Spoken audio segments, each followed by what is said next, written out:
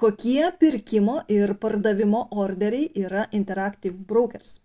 Kaip žinoti, kas man labiausiai tinka? Ar yra opcijos, kurių geriau nesirinkti, kad nepridaryčiau nesąmonių? Aš atsakysiu šios klausimus ir kaip visada dar daug daugiau visko apkalbėsime šiame video. Todėl jeigu domina, tikrai žinai, ką daryti. Jūsų laikai, prenumeratos ir komentarai labai padeda šiam kanalui augti. O man tai yra labai svarbu, todėl ačiū kiekvienam, kuris prie to prisideda.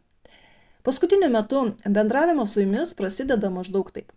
Atsidariau Interactive Brokers sąskaitą pagal šią video instrukciją, užpildžiau mokėjimo pranešimą, pervedžiau pinigus iš šio brokerio sąskaitą. Pagal antrąjį video pasirinkau man tinkamiausią planą, nusistačiau bazinę valiutą, sužinojau, kad nemokamai galima atsidaryti kelias papildomas sąskaitas ir formuoti atskirus portfelius pagal skirtingas strategijas. Išgirdau, kaip galiu nusipirkti ir parduoti akcijas ir atrodo tikrai sužinojau labai daug, bet IB brokerį pirkimo ir pardavimo orderių pasirinkimo yra keli variantai. Todėl klausimas, ar tikrai aš pasirenku tinkamiausius. Inga, gali papasakoti apie visus pirkimo ir pardavimo orderius? Taip, žinoma, pasikalbėkime apie juos visus. Kai jūs šiame brokeryje norite nusipirkti akciją, pavyzdžiui, mes perkame PepsiCo akciją. Vedame tikerį PEP, renkamės stock, tai reiškia, kad pirksime akciją, ir paspaudę buy pirkimo mygtuką, matome, kad pirkimo orderių yra štai koks sąrašas. Limit, mid price, market, stop, stop limit, trail, trail limit, market on close ir limit on close. Išties, sąrašas netrumpas, 9 orderių pasirinkimai ir kurį iš jų pasirinkti dabar jau tikrai visai nebeaišku. Tai pradėkime nuo pradžių. Jau išsirinkome kompaniją, paspaudėm buy ir čia matome, kad brokeris pagal nutylėjimą nori, kad mes pirktume 100 akcijų. Tikrai ne visada mums tiek reikia, todėl niekur neskubėkime, įveskime tiek, kiek iš tikrųjų norime pirkti. Tarkime, aš pirksiu 3 akcijas. Arba galime pasirinkti dolerius ir įvesti sumą pinigų, už kiek noriu nusipirkti akcijų. Tarkim, už $500. Gausis beveik 3 akcijos. Tiesiog žinokite, kad galime pirkti nepilną akciją. Bet aš labiau mėgstu pirkti pilnas akcijas, tai palieku 3 akcijas. Ir dabar renkuosi orderį. Pačiu pirmu pasirinkimu yra orderis limit, kas reiškia, kad pasirinkę šį orderį mes norime nupirkti akcijų už mūsų nurodytą kainą. Arba dar geresnę kainą. Bet jokiais būdais nebrangiau už mūsų nurodytą kainą. Na pavyzdžiui, šiuo metu rinkoje akcija kainuoja $167,80. O mums tai atrodo brangoka, todėl mes esame pasiryžę laukti tinkamos kainos. Tada renkamės limit orderį ir nustatome, pavyzdžiui, kad norime pirkti už $160. Tai reiškia, kad užstatę tokį orderį mes lauksime, kol rinkoje akcijos nukris, kitaip sakant, rinkoje atsiras pardavėjų, kurie norės mums parduoti už tokią kainą. Aišku, mes galime nesulaukti tokios kainos, gali tekti labai ilgai laukti, na, o geriausiu atveju mums pasiseks ir mes užsipirksime už nurodytą kainą, $160 arba dar žemesnę kainą. Nes jeigu tuo metu bus daugiau pardavėjų nei pirkėjų, tai mūsų užsakymas gali būti įvykdytas arba už šią kainą, arba už geresnę, tarkim, keliais centais pigiau. Toliau yra market orderis. Tai yra orderis, kai mes norime čia ir dabar nupirkti akcijas už rinkos kainą. Matome, rinkos kaina, tarkim, $167,80. Priminsiu, kad rinkos kainą žiūrime TradingView arba kitoje programėlėje, kurioje kainos yra pateikiamas realiuoju laiku. Nes IB brokeryje, jūs jau žinote iš ankstesnių video, kad kainos atsilieka ir atsilikimas gali siekti iki 15 minučių. Tai market orderis jums garantuoja, kad jūsų orderį įvykdys, bet negarantuoja už kokią kainą. Ką tai reiškia? Kai mes norime nupirkti ar parduoti, kartu su mumis rinkoje yra labai daug dalyvių. Jie taip pat nuolat į rinką išmeta pirkimo ir pardavimo orderius. Todėl kainos rinkoje nuolat kinta. Ir būna taip, kad rinkoje matau paskutinę kainą, pavyzdžiui, kaip sakiau, $167,80. Įsivaizduokime, kad tai ir yra reali rinkos kaina. Ir aš tą pačią sekundę išmetu savo orderį, nupirkti 3 akcijas už rinkos kainą. Todėl renkuosi market orderį Ir man kažkodėl tai tas akcijas pardavė pavyzdžiui vieną už $168, o dvi už $168 1 centą. Tokiu atveju gavosi 2 pirkimai, už abu aš sumokėjau komisinį ir dar plus kaina nėra ta, kurią tą sekundę mačiau rinkoje. Sutinku, nelabai šitas pavyzdys yra tinkamas, nes čia netgi 20 centų spredas, tai yra pirkimo ir pardavimo kaina skiriasi 20 centų, kas yra labai daug. Tarkim, aktyviau prekiaujamose akcijose spredą matysime minimalų arba vos kelių centų, todėl kelių centų skirtumas ilgalaikio investuotojo tikrai negąsdina, plus kažin ar 3 PepsiCo akcijas parduotų per 2 orderius. Na, bet aš noriu, kad jūs žinotumėte daug daugiau, todėl variantas toks tikrai gali būti. Ir ypač su tuo susidursite, jeigu prekiaujate netokiomis likvidžiomis akcijomis ar penny stocksais, tai tie keli centai tikrai yra labai svarbus, nes būtent šitas momentas ir sudaro didžiausius traderių nuostolius. Ne tiek komisinis už tradą, bet būtent kainos praslydimas. Angliškai tai vadinama slippage. Ir įsivaizduokime, kad mes perkame ne PepsiCo ir ne 3 akcijas, o pavyzdžiui 1000 akcijų. Todėl žiūrėdami į pirkimo ir pardavimo kainą mes matome, kad tarp ask ir bid kainų yra, tarkim, 3 centų skirtumas. Bet perkant 1000 akcijų, traderis be komisinio sumokės mažiausiai $30 daugiau nei šiuo metu rinkos kaina. Ir dar klausimas, ar bus tik 3 centų skirtumas, nes už tokią kainą galbūt jam pavyks nupirkti tik tai 500 akcijų, o kitas nupirks brangiau iš kito pardavėjo, tai yra sekančio order book esančio pardavėjo. Ką? Kaip tai? Kas tas order book? Ramiai, mes tikrai tuoj viską išsiaiškinsime. Grįžkime prie PepsiCo pavyzdžio, kad matytume realius skaičius. Čia matome artimiausius orderius rinkoje, bid ir ask kainas. Ir šalia jų yra kokiu kiekiu tas artimiausias orderis yra užpildytas. Bid yra už kiek artimiausias pirkėjas nori pirkti, ask už kiek artimiausias pardavėjas nori parduoti. Ir matome, kad artimiausias pardavimas yra 700 akcijų po $168. O artimiausias pirkėjas nori pirkti 100 akcijų už $167,80. Na, čia spredas tikrai yra didelis. Ir žinokite, kad jeigu mes prekiaujame labai pigiomis akcijomis, penny stocksais, tai ten su didesnė suma tikrai galime stipriai įtakoti rinkos kainą. Ir tas praslydimas mums gali kainuoti tikrai brangiai. Aišku, turėkime omeny, kad praslydimas gali veikti ir į kitą pusę. Jūs pasirinkę market orderį galite nupirkti už daug geresnę kainą nei tuo metu rinkoje. Bet kol mažas portfelis, kol tik pradedate formuoti portfelį, tikrai galite drąsiai rinktis market orderius ir nesukti galvos dėl jokių praslydimų ar centų. Bet jeigu prekiausite aktyviau arba su dideliais pinigais, arba tiesiog norėsite pirkti už tam tikrą kainą ir galite tos kainos laukti, jums nėra būtina čia ir dabar pildyti poziciją, tada, aišku, geriau rinktis limit orderį. Todėl šie 2 orderiai yra pagal situaciją. Aš abudu juos labai mėgstu ir labai dažnai naudoju. Važiuojam toliau. Yra stop orderis.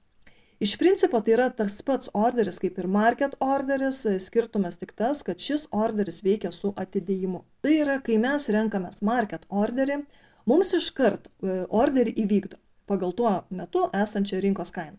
Tai yra, koks artimiausio pardavėjo orderis neišpirktas, už tą kainą mums ir įvykdo mūsų užsakymą. Ir jeigu to akcijų kiekio iš paskutinio orderio mums neužtenka mūsų poziciją užpildyti, tada mūsų užsakymą pildo iš sekančio pardavėjo, kuris išmetė savo pardavimo užsakymą. Todėl aktyviai prekiaujantis atidžiai stebi, kaip minėjau, order book. Pas mus kažkodėl tas yra vadinamas stikline ar stakanu, bet kuriuo atveju žinokite, kad tai yra visi išmesti į rinką orderiai. Mes dabar matome tik artimiausius, o stakane arba order book'e matytume ir sekantį, ir dar sekantį ir taip toliau. Ir norint šios duomenis matyti, reikia atitinkamo plano, nes nemokamai tokių dalykų niekas dėja neduoda. Tai grįžtant prie stop orderio, kaip minėjau, jis veikia su atidėjimu.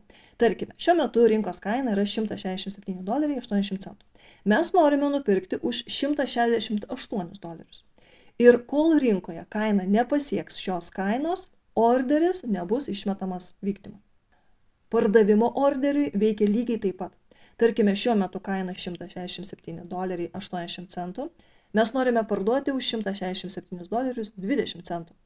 Kai kaina nusileis iki tiek, orderis bus išmetamas į rinką ir vykdomas pagal artimiausius rinkoje esančius orderius.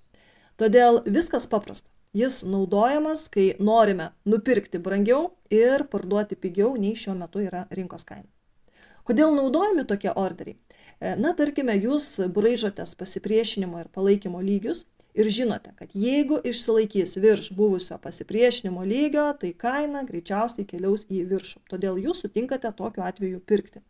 Su pardavimais yra lygiai tas pats. Jūs galvojate, kad jeigu neatsilaikys ant palaikymo lygio, tada akcija kris toliau ir jūs dėl to fiksuojatės kainą.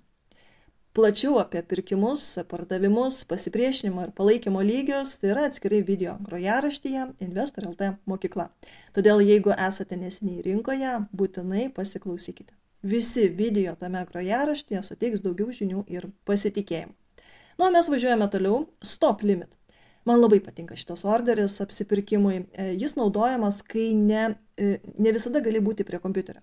Bet jeigu kaina atitinkamai pasieks tam tikrą lygį, aš sakau, kad noriu atidaryti poziciją ir kad apsidrausčiau nuo kainos praslydimų, kurie veiktų ne mano naudai, aš renkuosi būtent šį variantą. Pavyzdžiui, įstatome orderį, kad mums išpildytų tik už tam tikrą kainą.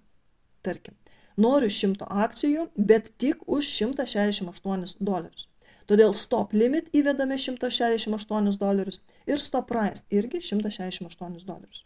Reiškia, man pildys tik už $168. Jokių brangesnių, blogesnių kainų nebus. Galime, pavyzdžiui, orderį nustatyti, kad jau prie $167.90 pradėtų pildyti mano užsakymą ir kad neviršytų $168. Todėl limit price 168, o stop price $167.90. Na, neblogai atrodo, ne? Važiuojam toliau. Sekantis orderiai yra Market on Close ir Limit on Close. Pagal pavadinimą suprantame, kad renkantis Market on Close, kelias minutės iki rinkoms užsidarant, mes nupirksime akcijų už tuo metu esančią rinkos kainą. O Limit on Close reiškia, kad galime nustatyti, kad kai rinkos užsidarinės, mes nupirksime už mūsų nustatytą kainą, jeigu tokia bus. Tai yra, pasirinkę šį orderį, mes sakome, kad man reikia tik už tiek ir jeigu akcijų užsidarant rinkoms už tokią kainą nebus, vadinasi, nereikia. Važiuojam toliau. Kitas orderis yra mid price. Niekada nesu jo naudojusi, man atrodo daug geresnis variantas yra limit price, bet žinokite, kad jeigu dirbsite su labai dideliu kapitalu, kuris gali judinti kainas į rinkas, tai su šiuo orderiu jūs galite nustatyti, kokią didžiausią kainą sutinkate mokėti už orderį. Na ir pabaigai pasilikau dar 2 orderius, trail ir trail limit.